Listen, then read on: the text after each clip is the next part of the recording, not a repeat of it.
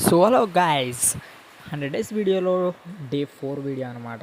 ఇన్ని రోజులు వీడియో ఎందుకు అప్లోడ్ చేయలేదు బ్రో అంటారా? అంటే ఏం లేదు బ్రో, నాకంటే కొంచెం ఫీవర్ అనమాట. ఈ 3 డేస్ అస్సలు లెగలైపోయాను.